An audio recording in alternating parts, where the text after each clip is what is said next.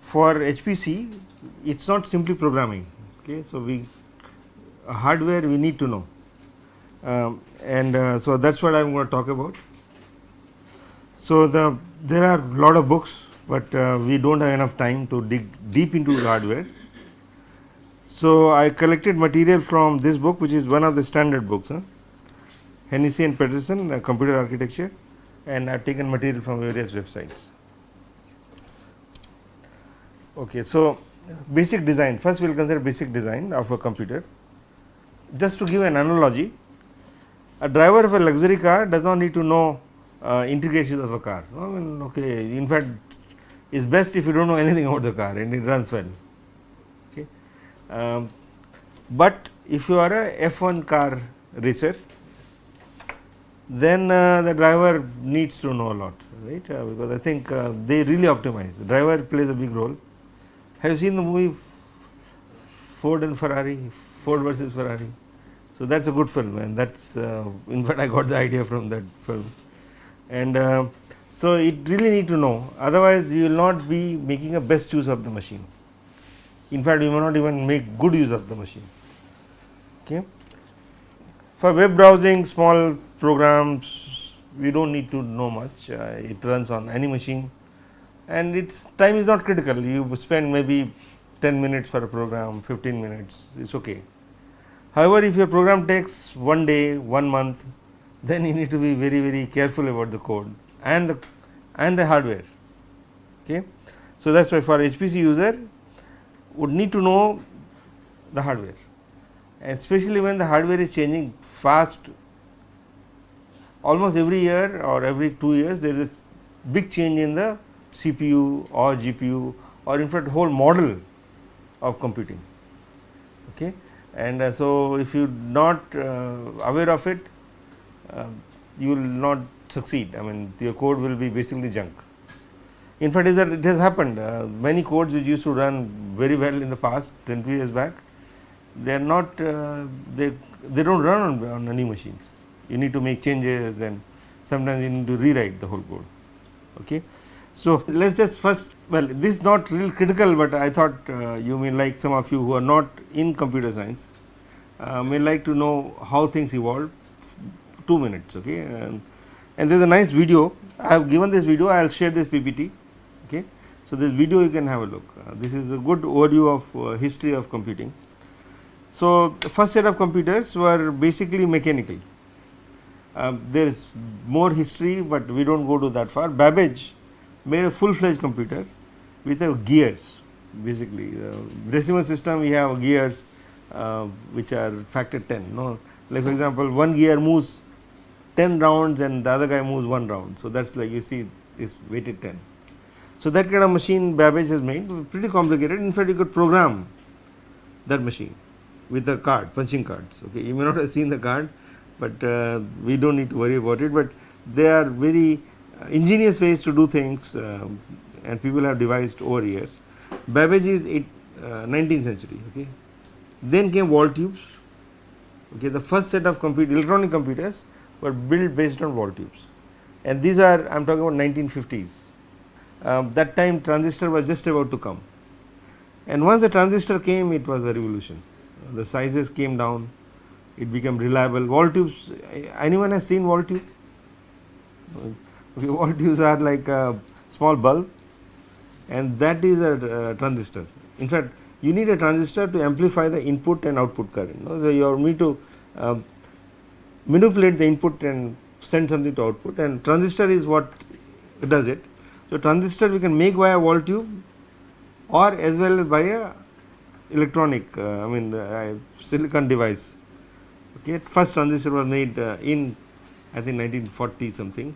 Okay, before World War. Okay, wall tube was replaced by electronic transistor. Then, well, of course, there are some more steps. So from transistor went to ICs. So put many transistor together. In electronics lab, you might have put transistor in a, I think they call that whiteboard, breadboard, but then you can put some 50 of them, right, maximum. But if you want to put, right now billions of transistors are put in a CPU, and it's impossible on a breadboard, and of course they won't be reliable, right. So ICs are what made a breakthrough.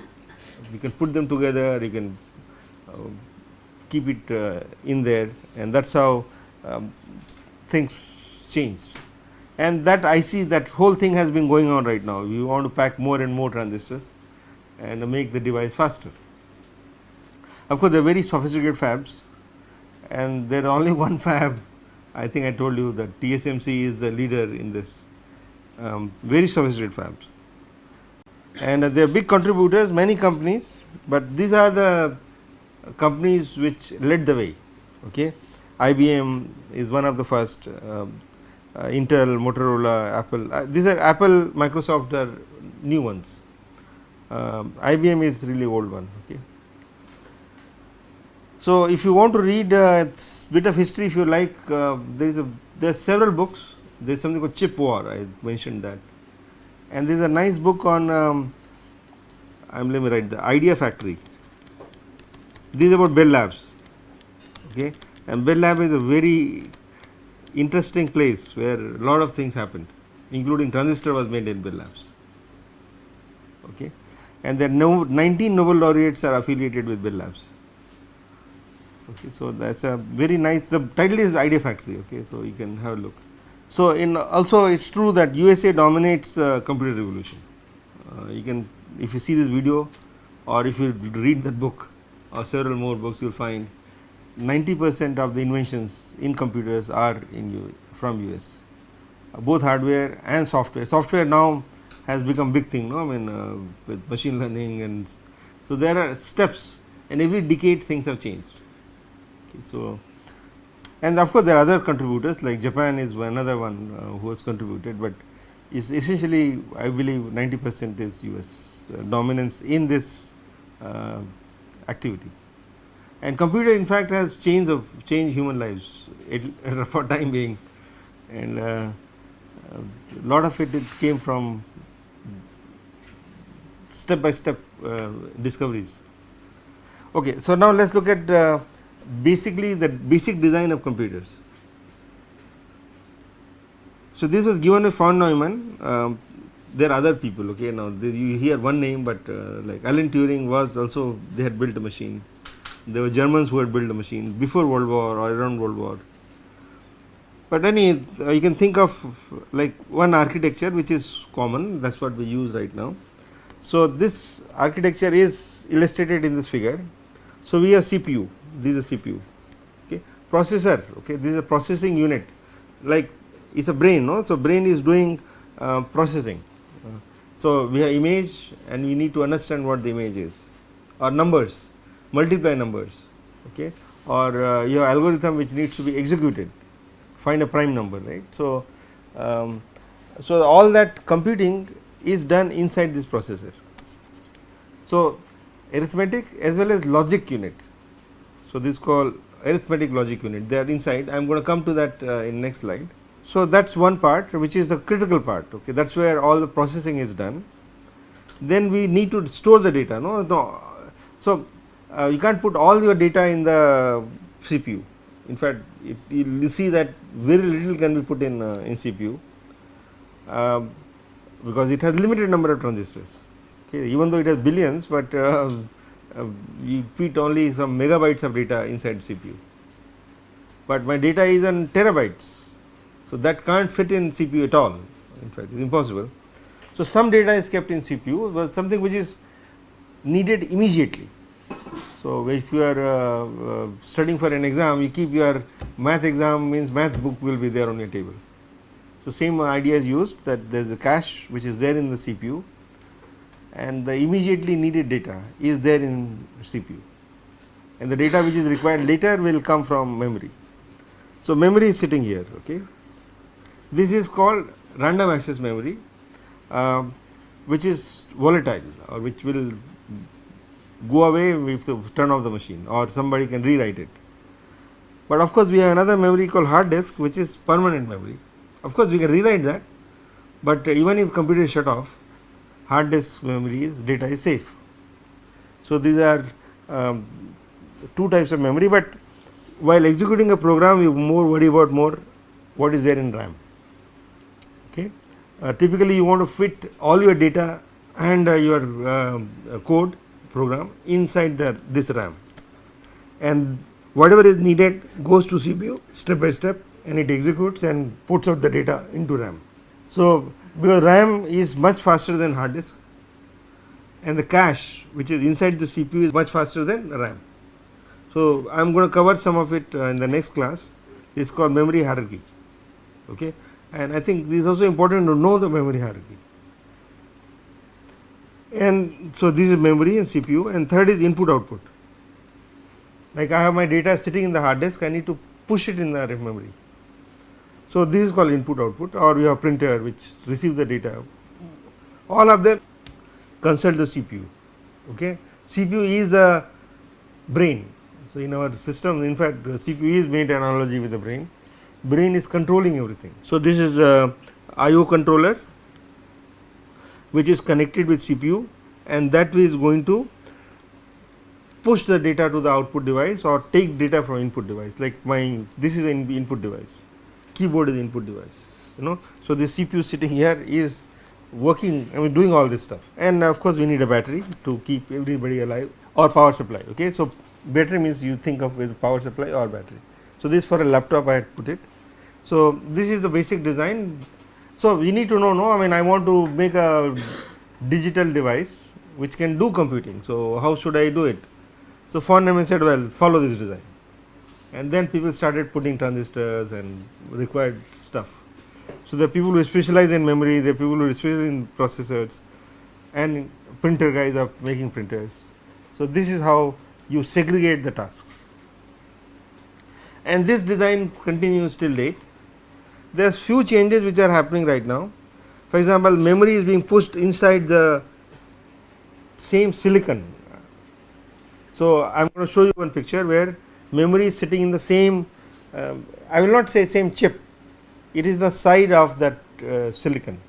So, you can think of same IC, but memory has got inside. Earlier memory was outside. Now, that will speed up the memory access. Okay.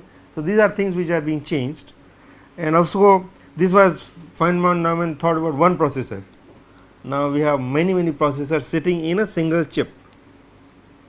Okay. So, these are changes, but actually in our brain one thing you should keep in, well, at least people do not understand brain very well, in fact pretty poorly we understand now. So, in the brain memory and the CPU processing are done roughly in the same area. Okay. That kind of thing is not done in present computers. Memory is separate and CPU is separate, and so brain does many things, right. You forget things, but you recall later. That kind of stuff does not happen in CPU or in present computers. So, brain is a more complicated object, but anyway, this is how presently von Neumann thought of single CPU, single processing unit, and memory is separate, but now things are being integrated so that things are faster. So, it turns out if you want better computing or faster computing, you need to speed up each of them. So, CPU should be faster, memory should be faster, and input out like hard disk should be faster access. Okay. So, you might have seen this, I am not sure whether you ever saw this called motherboard, where all these things sit on. Okay. So, CPU will sit on here, memory, so this CPU place, and RAM is to come as a, I mean this is like strip of this size. It just this slot you put the RAM there, and various like monitor is connected here. So, this is called motherboard. Okay, this is just to know, and motherboard wires are embedded. Okay, there are this wire running from here to there. Okay, there is wire running from here to there, which you can't see. I mean, of course, a lot of things are, in fact, now they are 3D fabrication. So, RAM is not 2D, but it's 3D. So, transistors are stacked, and it's pretty complicated. I don't know much about it, but motherboard should also be compatible. So, for example, these connections, you know, data needs to come from RAM to CPU. So that's a big bottleneck. It turns out, in fact, you can figure it out. Soon I am going to show you. You need fast communication between RAM and CPU. So people are trying to speed up these connections. The NVIDIA's motherboard has something called NVLink, which connects CPU to RAM, and that's the fastest available right now. Okay? So you see, so people are thinking of each piece, how to speed them up. So motherboard is also a critical aspect. Okay. Now inside the motherboard, this is again a schematic. Okay, how the connections are. So we divide in something called north bridge and south bridge. So this is a north bridge and south bridge. Okay, you can think of north block and south block. And north block is basically memory, CPU, and a clock. So every computer has a clock. Okay, and clock is like heart. So every beat there is synchronization. So data in fact goes every beat of the heart. Data is like blood is flowing. No? So similarly the data is flowing every clock cycle. So all the triggers or all the actions happen at the clock. Every clock cycle there is an edge. In fact the clock doesn't move sinusoidal. No? The clock in the CPU goes like this. So in fact at this point there will be a signal which will be sent, and then say, well, get your memory fast. Okay, so and people use both up and down edge. Okay, in fact that's used for in the memory to speed up things. So these edges are used for signaling what needs to be done. Okay, so the clock has a very important role. So we have CPU and memory. So this is connected to north bridge. Also GPU. Now GPU, in fact we are going to use GPU for computing, but earlier GPU was used for graphics. Okay, especially gaming.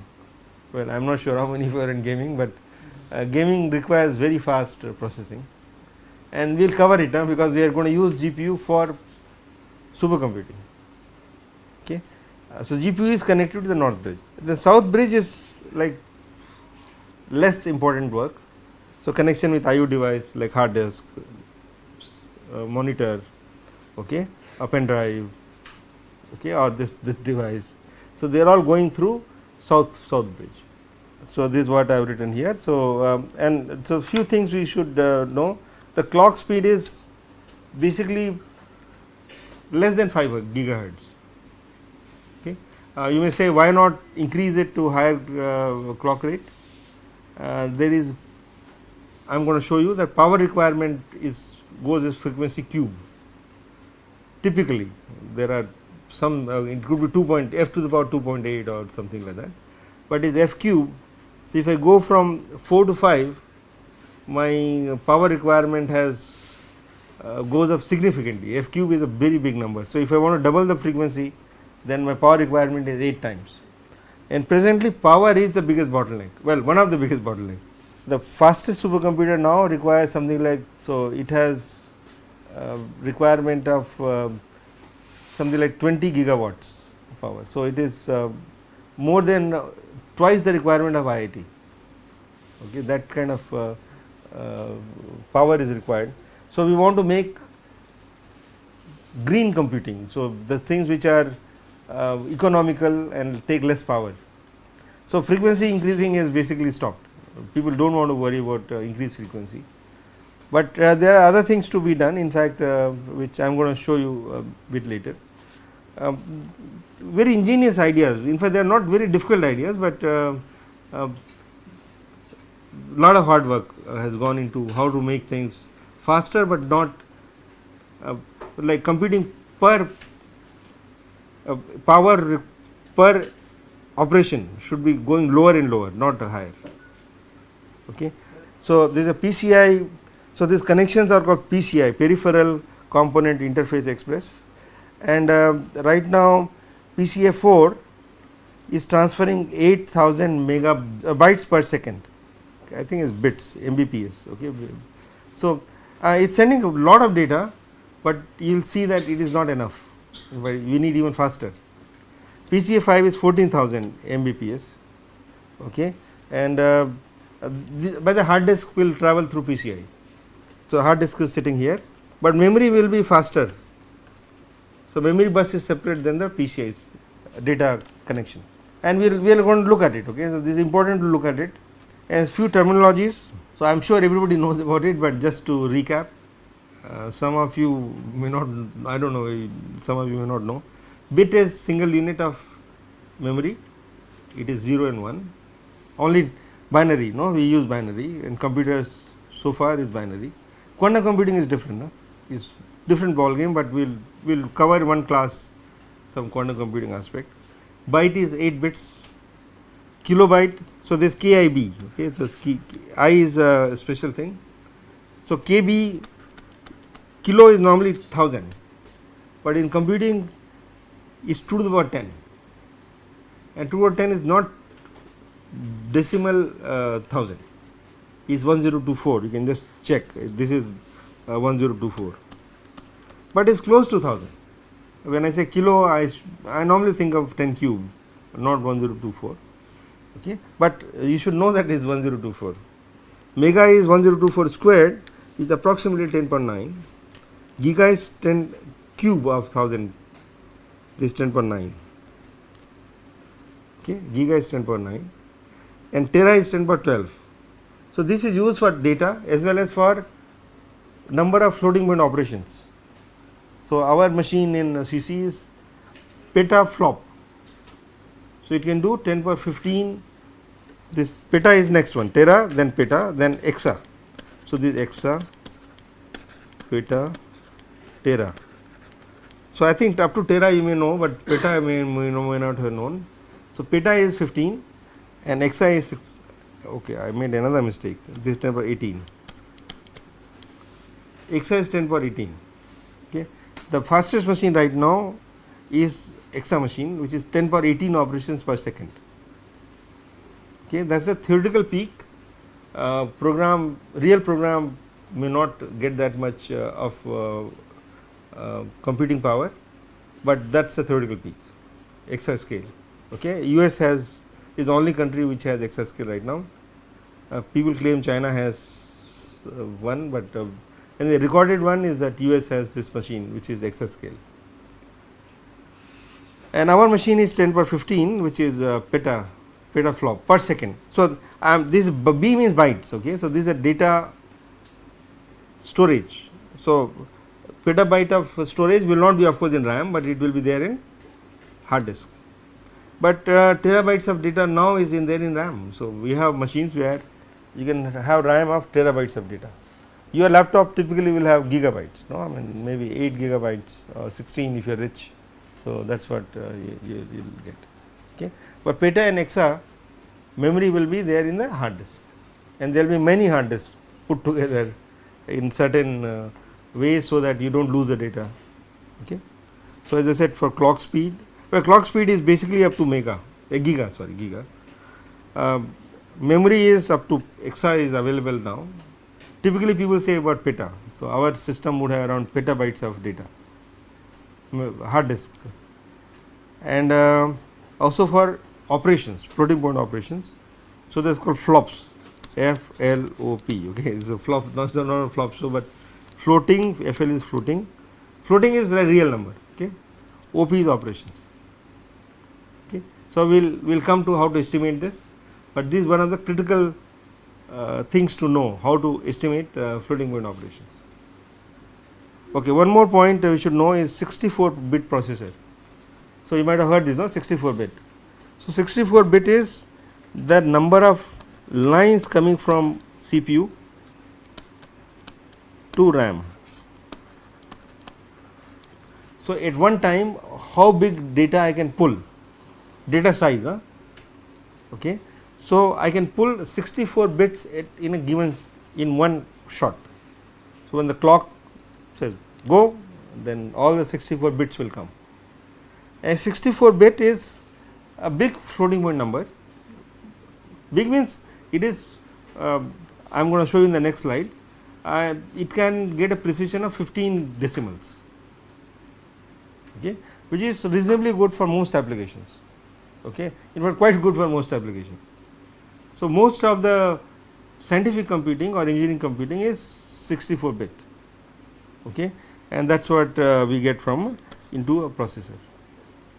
So, there were earlier some 10 years back or 15 years back, it used to be 32 bit. Okay. So, the precision was around 8 decimal places, but now people are thinking of 16 bit precision. Why 16 bit? Now, in fact, I would want to go more and more precise. No, we should want to go to 128 bit, but no, people now faster computing. Some applications require just 16 bit. For example, image processing, I do not care about this pixel exactly what color it is. No, I mean, for gaming you do not really care, right? As long as the man looks like a man, you are okay. So, you need, in fact, 8 bit suffices for many gaming applications, but then 8 bit will be 100 times faster than 32 bit, because less data is coming, your things will be faster. No, I mean, 32 bit versus 8 bits, you can immediately see it should be 4 times faster, right, because there will be 32 multiplying 32 bit number, you yourself will take much longer. Okay. So, minimum 4 times faster, in fact, it is much more faster. So, all the AI applications, they are preferring 16 bit or some are even 8 bits. So, that is why these guys are, Google is using some of these operations. Okay. So, it has become now popular that you do 16 bit operations, and as I said, clock speed is 1 to 4 gigahertz. So, these are the floating point precision as well as range. Okay. So, float 64 is called double precision. Okay, double precision. In scientific computing, we typically prefer floating point, and the biggest number you can store is 10 to the power 308. Okay. So, it is, if in terms of meters, it is bigger than the galaxy or the universe, size of the universe. It is a big number, and precision is 16 digits. You understand precision, no? How many decimal number will come out of it. So, it is also another interesting topic which I will not do in this course, but is done in computational physics. How the data is stored. I mean, if you want bigger data, then you have to sacrifice the precision. If you need less, I mean, this number range can be made to 10 to the power 64, then you can get more precision. So, it is just that you have 64 bit, how much you want to keep it for exponent and how much you want to keep it for your precision, decimal numbers, right? You write 0.123 10 to the power 9. So, this is exponent and this is the precision. 32 bit machine is 10 to the power 38 and is 7 digits only precision. So, float 8 is 2 digits and float 16 is 3 digits. In fact, for color we only 256 colors. So, 3 digits is suffices no, for floating point operations. So, a lot of applications is image processing 16 float is enough.